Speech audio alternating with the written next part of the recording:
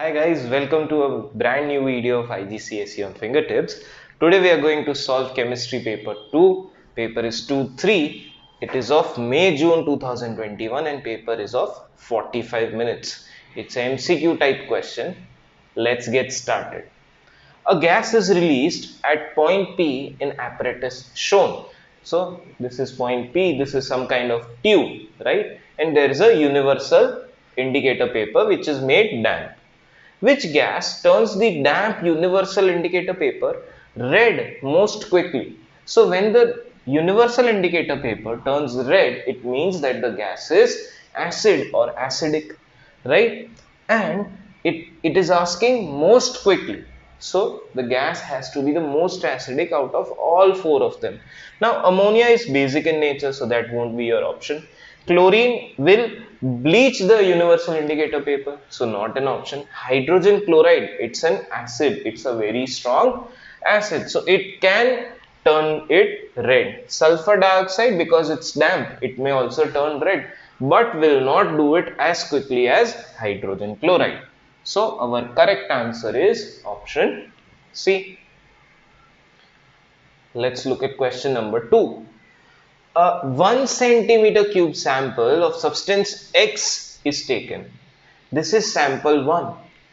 X is then converted into a different physical state and 1 centimeter cube sample is taken. This is sample 2. Sample 2 contains more particles in 1 centimeter cube than sample 1. Which process caused this increase in number of particles? Now, if you are going to change state and if the number of particles in same volume increase, it means density is increasing. Density can be increased by changing a gas to liquid or liquid to solid, right?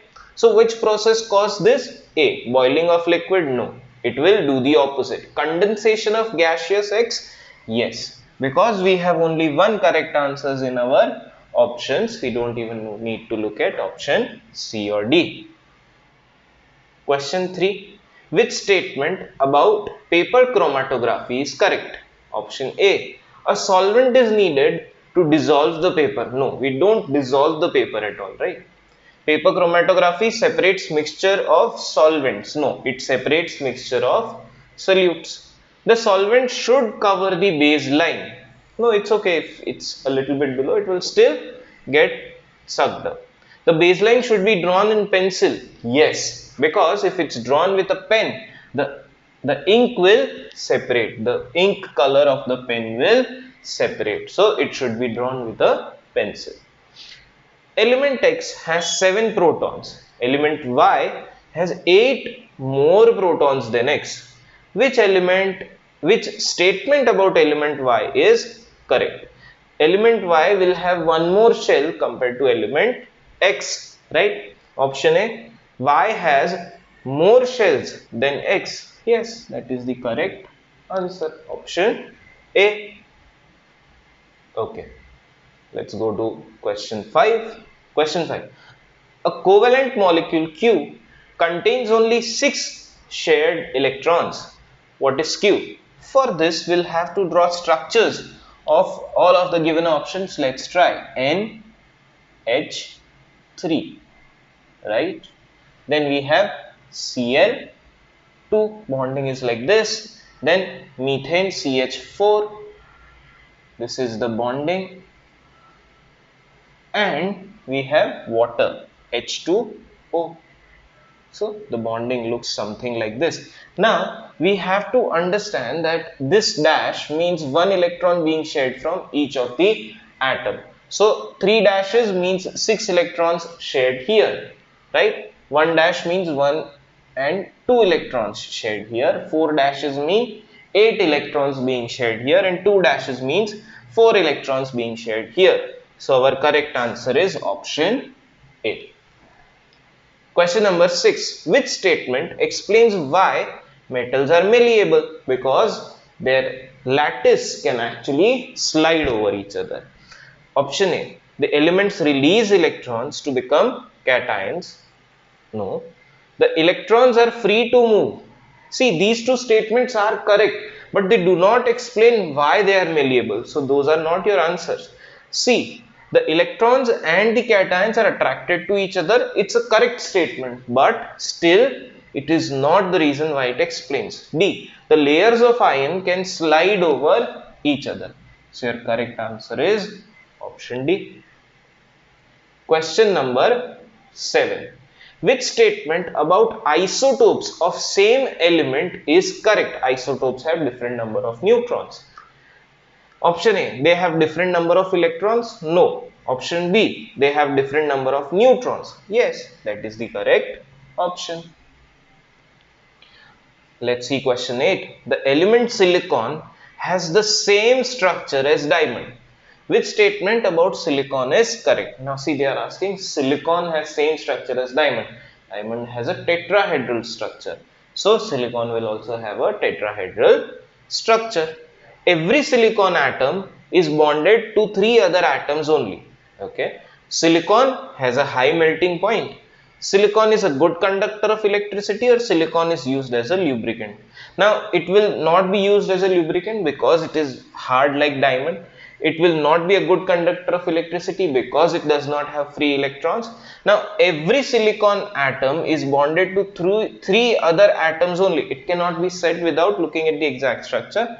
But because the structure is tetrahedral and all the bonds are strong bonds, you can definitely say that silicon has a high melting point.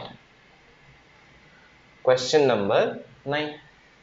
3 ionic compounds of vanadium have formula V2O, VCl2 and V2O3. What is the charge on vanadium ion in each compound? Let's find that out. Okay. So in V2O, oxygen has -2 charge. To balance this -2 charge, we require 2 vanadium, which means each vanadium has a +1 charge. So out of these, only these 2 options may be correct, right? So let us find out what is the charge on VCl2. VCl2. Now chlorine has -1 charge, but 2 chlorine are required to balance the charge on 1 vanadium, which means that the total charge of chlorine is -2. To balance this, vanadium must have a charge of +2. In the same manner, if you look at V2O3, each oxygen has -2 charge. So there are -6 negative charges, right? -6 is the charge on negative ion. What is the charge on positive ion? The total charge must be +6. Divide this +6 by 2, you get +3. So what are the charges required? +1, +2 and +3. Let's find out such option. +1, +2, +3. Option B is your correct answer. Let's go to question number 10. In separate elements, electricity was passed through concentrated aqueous sodium chloride and molten lead bromide. Okay, concentrated aqueous sodium chloride and molten lead bromide. What would happen in both experiments?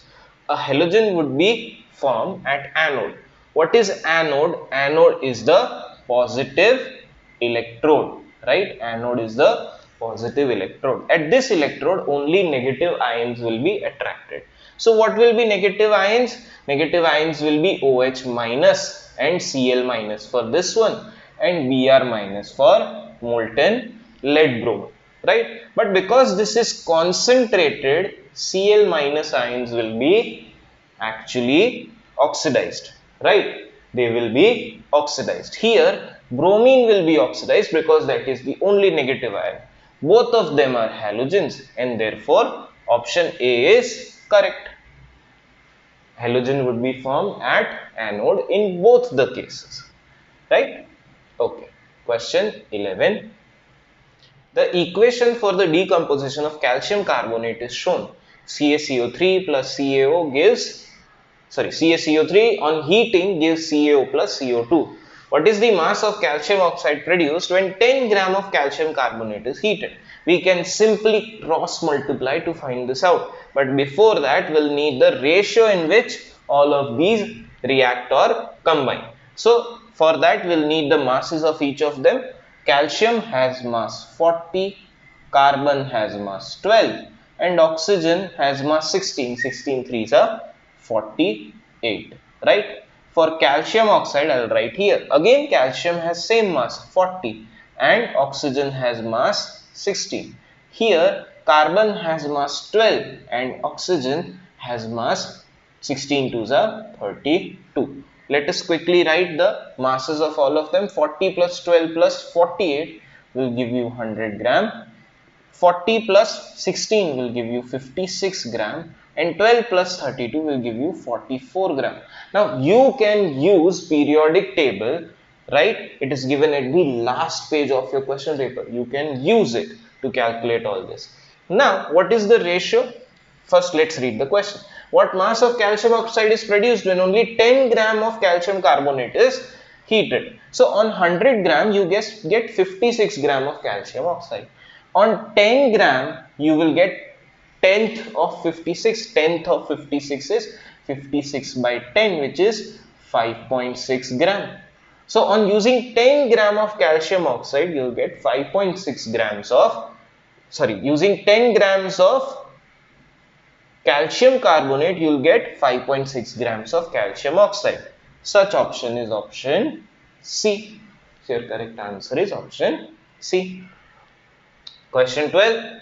Gas syringe X contains 100 centimeter cube of hydrogen bromide gas HBr.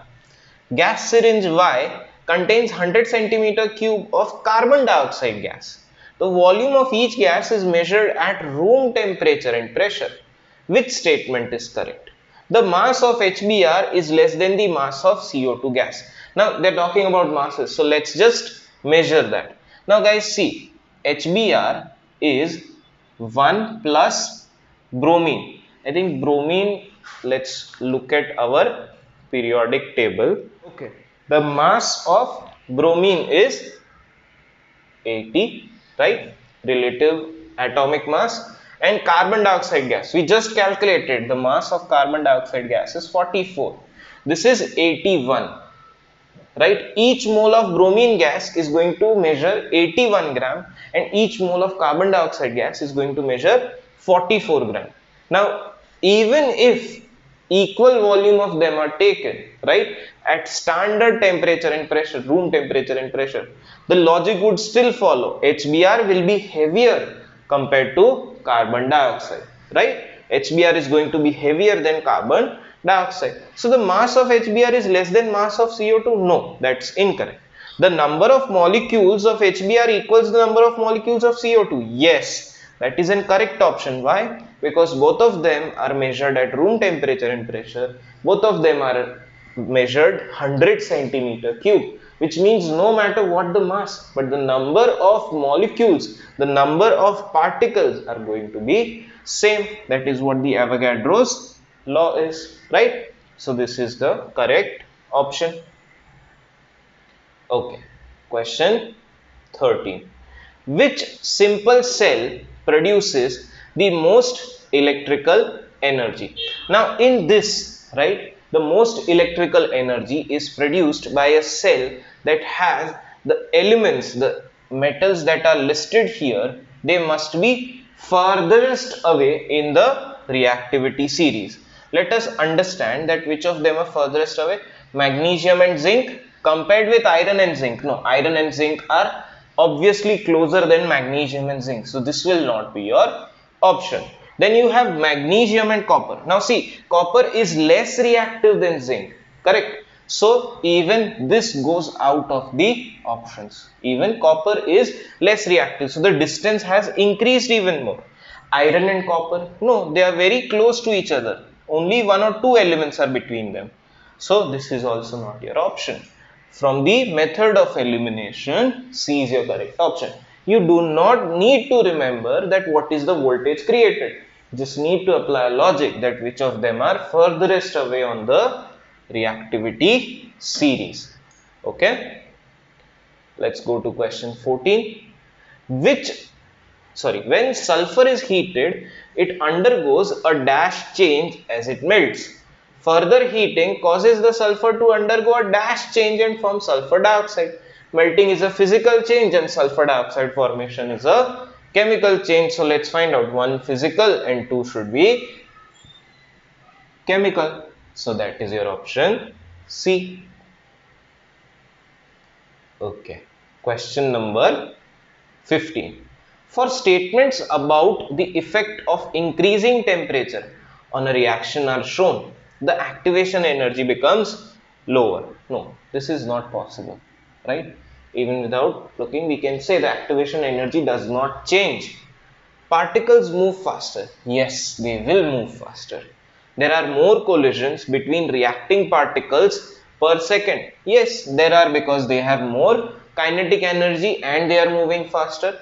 Option 4, there are more collisions which have energy greater than activation energy. Yes, that is why the rate of reaction increase on increasing the temperature. So correct option is 2, 3 and 4. Which statements are correct? Option C. 2, 3 and 4 are correct. Okay, let's go to question number 16. An example of redox reaction is shown. Which statement about the reaction is correct? Okay, it's asking which of them is oxidizing or reducing agent and which of them gets reduced. Here you can remind yourself about oil rig. Oxidation is losing electrons and reduction is gaining electrons, right? So copper is gaining electrons, right? It is going from 2 plus to 0. So this is getting reduced. And obviously zinc will be getting oxidized, but even if you follow this, oxidation is losing, zinc is losing electrons, right?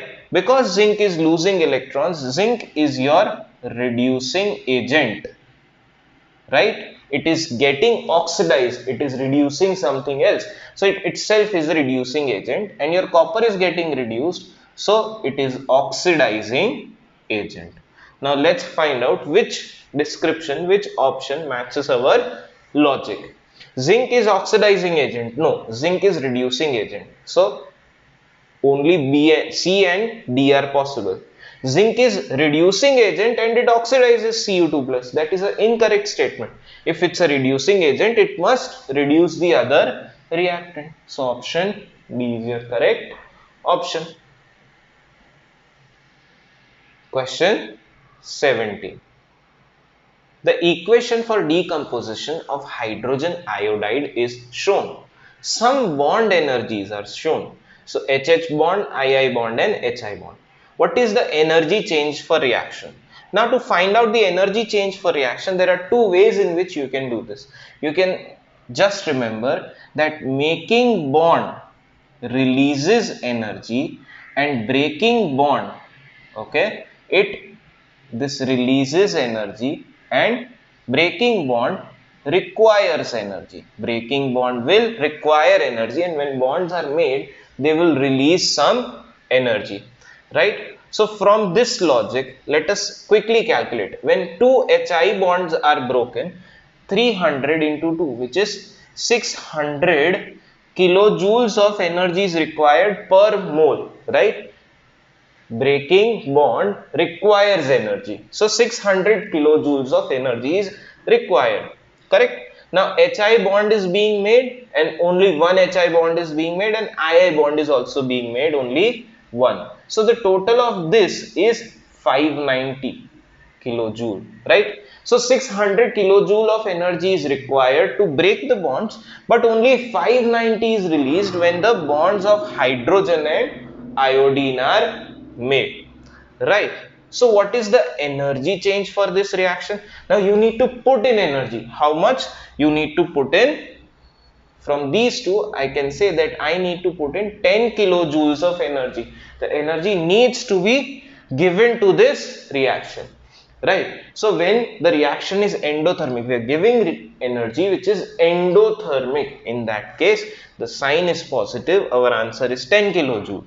The answer will be option C, plus 10 kilojoule per mole. Each mole of reactant will require 10 kilojoule to react. Okay. Question 18. Element X forms an oxide XO that neutralizes sulfuric acid. So XO is basic.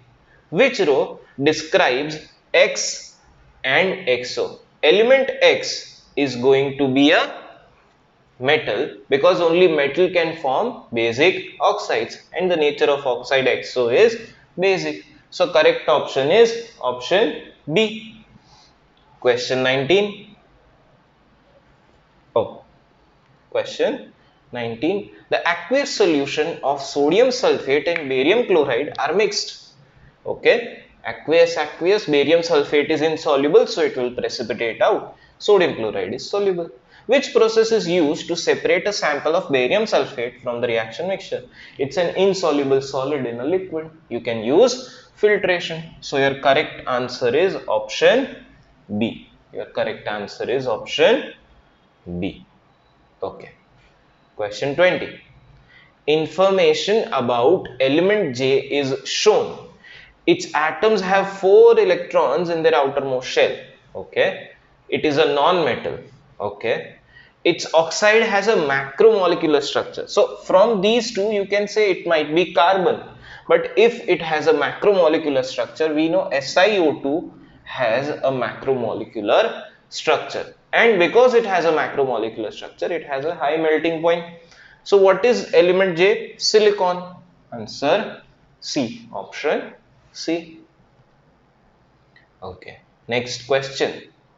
Which property is shown by transition elements? They have variable valency, just like we did for vanadium, right? Low density, low melting point, variable oxidation state or white compounds. So they have high density, high melting point, they form colorful compounds, but they do have variable oxidation state. So only C is the correct option. Question 22. Helium and neon exist as monoatomic gases at room temperature and pressure. Statement 1. Helium and neon have 8 electrons in their outermost shell. This statement is incorrect. Helium has only 2 electrons in its outermost shell. Statement 2. Helium and neon are unreactive. This is a correct statement. So statement 1 is false. Statement 2 is true. So let's find out. Yes, option D. It says statement 1 is incorrect, but statement 2 is correct, right? So your correct answer is option D. Question 23.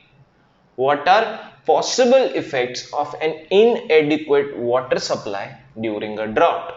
Crop failure. Yes, crop failure is going to take place. Wastage of water. If you don't have water, how will you waste it, right? Human disease. Yes, because of drought, you will have less crops, and because of that, malnutrition or undernutrition may take place. So let's say human disease may take place. Death of farm animals. Yes, in case of drought, in case of less crops, farm animals may die. So your correct option must be 1, 3 and 4, which is option C. C is your correct answer. Which statement explains why galvanizing prevents iron from rusting? Zinc is more reactive. It will sacrifice itself. Zinc is more reactive than iron and corrodes in preference to iron. This is the correct option. You don't need to look any further, right? Okay. Let's look at question 25. Some metal nitrates and carbonates decompose when heated strongly. Metal Q has a nitrate that decomposes to give a salt and a colorless gas only. Now see, when nitrates decompose, they will give out nitrogen dioxide, which is a brown gas, and oxygen, which is a colorless gas. Only sodium and potassium nitrate will decompose to give oxygen, which is a colorless gas. So metal Q is either sodium or potassium. Carbonate of metal Q does not decompose when heated with a Bunsen burner. Again, property of sodium and potassium carbonate, they will not decompose. Which metal is Q? Calcium, copper, sodium or zinc? I just said only sodium and potassium have this property. Sodium is one of our option. So that is the correct answer. Question 26. Which compounds are released by extraction of zinc from zinc blende? Now zinc blende is a compound that contains zinc and sulfur. Okay, it's a compound of zinc and sulfur. So when you are going to extract it, most probably sulfur must be removed, right? It is done by passing zinc blend through oxygen, right? Heating and passing it through oxygen. So what will happen? This will give rise to sulfur dioxide at least, right? So extraction of zinc, sulfur dioxide, sulfur dioxide. Now even carbon is used in extraction because carbon can form oxides and help in reduction of zinc, right? So carbon dioxide and sulfur dioxide are given out in extraction of zinc, and in respiration, right? In respiration, carbon dioxide and water is given out, correct? Because combustion of C6H12O6 will give you CO2 and H2O. We have understood that complete combustion, right? Respiration is a special kind of combustion. Complete combustion of any of carbohydrates will give you carbon dioxide and water. So your correct option is option B. Let's go to question 27.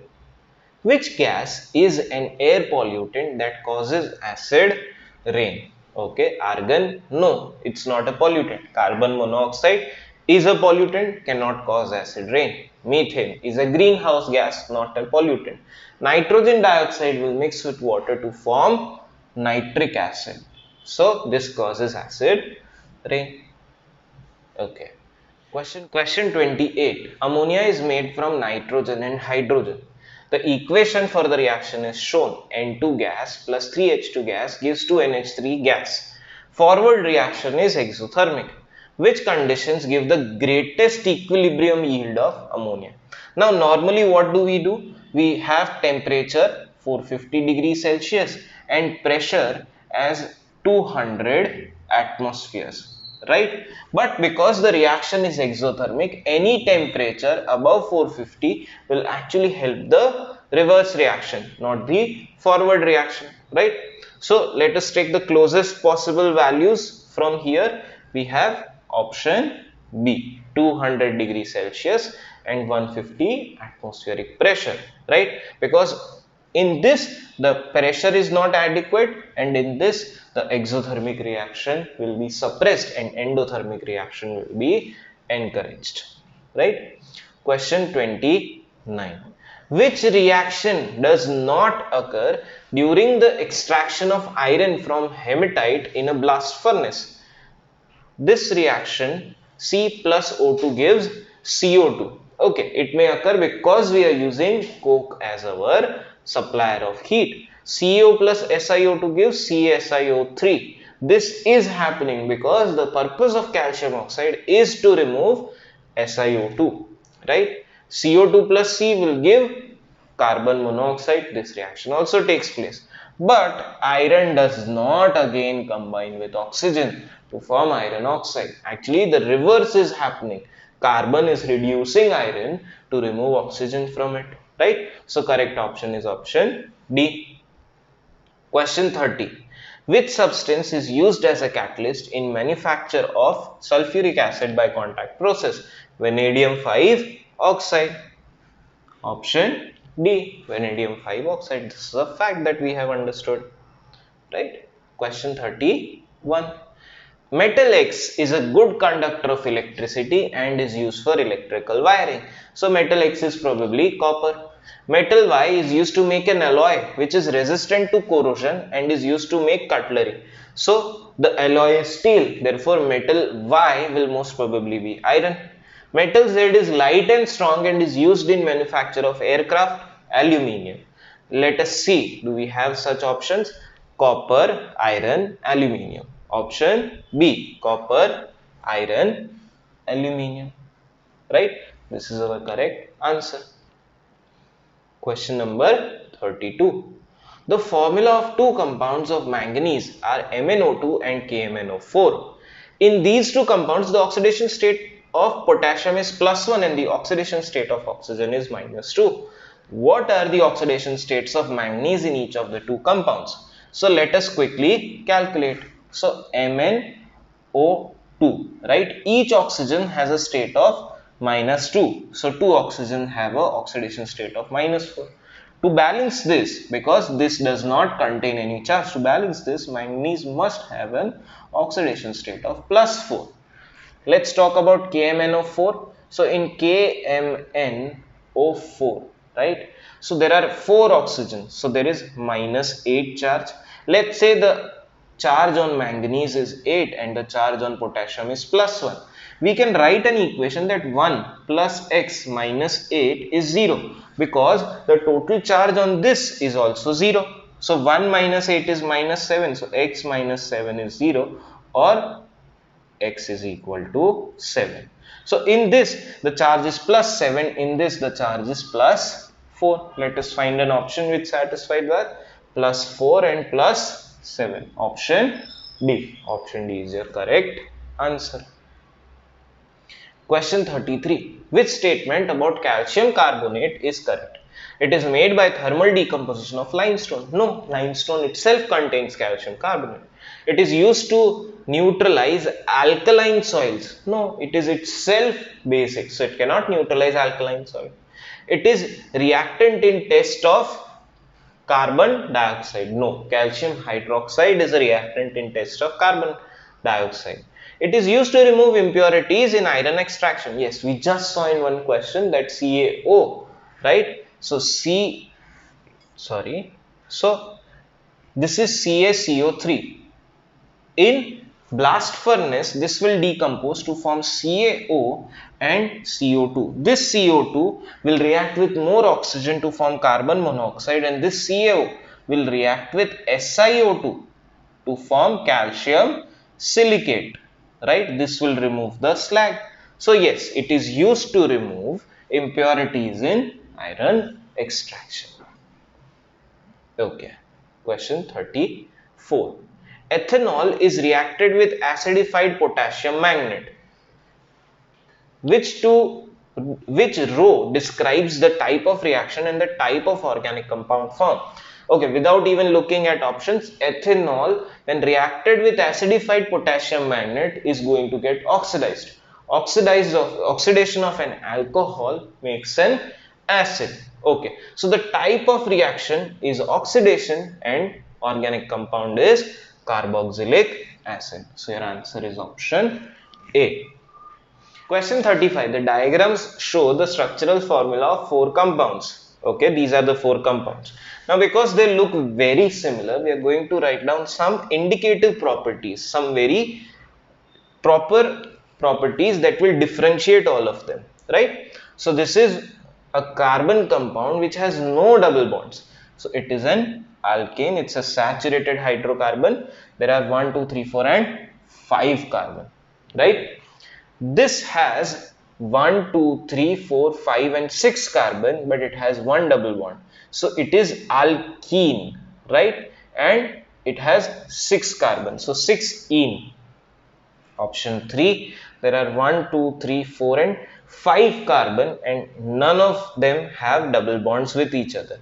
So this is also 5-ane, correct? And question number 4. This has 1, 2, 3, 4, 5 and 6 carbons, but all of them are single bonds. So it is alkane. Okay. Which 2 compounds are structural isomers? See, these 2 may have been structural isomers if this was not an alkene. But these 2, they both are alkanes and both of them have 5 carbon atoms. So they both are structural isomers, right? Same structural formula, different molecular formula. Okay. Which statement about alkanes is correct? They burn in oxygen. All the alkanes will burn in oxygen. That is our correct option. Question 37. How much hydrogen is needed to react completely with 0.02 moles of butene to make butane? For this, we'll need to write a reaction, right? Butene to make butane. Meth, eth, prop and but. So C4. It's butene. So the general formula is CnH2n. Correct? So H will be 8. right? To make an alkane, it will require 2 more hydrogen, right? To make alkane, it will require 2 more hydrogen. So I'll just write H2. Okay, you don't even need to write what are the products that we already know. So if this is 0.02 moles, it means that it will require 0.02 moles of H2. They are combining in 1:1 ratio, right? They are combining in 1:1 ratio. So it will require similar moles of H2, the equal moles of H2. Now if 1 mole is 24 dm cube, right? If 24 dm cube is 1 mole, then 0.02 moles is how much? Okay, 24 into 0.02 will give you 0.48 dm cube. So the hydrogen required will be 0.48 dm cube. Let us move this question away, move this away so we can see what our next question is, and I'll again mark that option B is the correct option. What is an advantage of fermentation process for producing ethanol compared with the catalytic addition of steam to ethene? It's a reversible, renewable reaction, right? Not reversible, it's a renewable reaction because we are producing ethanol by fermentation. We can again grow sugar or corn, whatever is used for producing this ethanol. Fermentation requires less heat energy? No. Ethanol and fermentation needs to be distilled?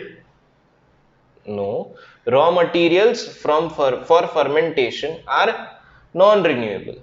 Okay. The fermentation process is carried out in batches rather than continuously. Okay. Let's read the options again. Fermentation requires less heat energy. Okay. Steam to ethene, because we are heating water to form steam, then yes, fermentation will require less heat energy and therefore will be more economical. Okay, question 39. Structure of synthetic polymer is shown. The structure shows that it is a dash, it is formed by a dash polymerization. Now it is a polyamide. Why? Because this link is a polyamide linkage. This is a amide linkage. So it's a polyamide. Now it is formed by dash polymerization. See, what happens is that this is the actual compound, what happens here, and in case of nitrogen, this is what the compound looks like before forming any polymer, right? So OH from here and H from here is removed, which is a condensation polymer. So polyamide formed by condensation polymer. Option B. Question 40. Which substance is a natural polymer? Ethene, terylene, nylon and protein. Yes, protein is a natural polymer. All other are artificial polymer. This is question 40, which brings us to the end of our paper. If you liked our content, please like, share and subscribe. If you want to request for something more, you can do that in the comment box. Thank you for watching.